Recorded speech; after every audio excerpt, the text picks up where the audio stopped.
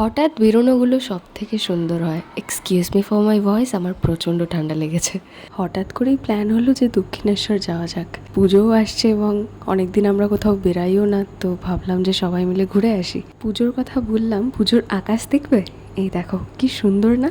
আমরা দুপুরের দিকে গেছিলাম, তখন মন্দির বন্ধ ছিল, তো আমরা এক্সপেকটেশন রাখিনি যে দর্শন করতে পারবো মায়ের, কিন্তু পরে এত সুন্দর দর্শন আমরা করেছি, সেটা অপূর্ব, আমি ভাষাতে বলতেই পারবো না।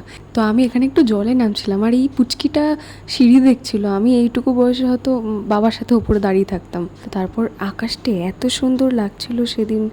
আমরা এত সুন্দর দর্শনের পর বেরিয়ে গেলাম বেলুড় মঠের উদ্দেশ্যে, যেটা আমাদের প্ল্যানেও ছিল না।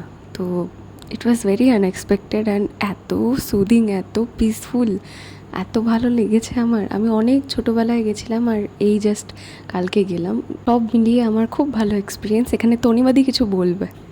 টাটা, কি মিস করব আমি রিম্পাকে। এটা হচ্ছে তনিমাদি, ও সেদিনই ফিরে যাচ্ছিল কোচবিহার।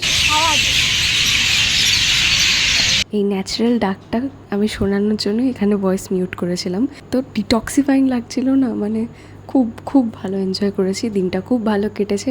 এইভাবেই আমি আমার দিনটা কাটালাম। এটা গণেশ পুজোর আগের দিন, and I hope you all like it. আবার দেখা হবে খুব তাড়াতাড়ি। বাই।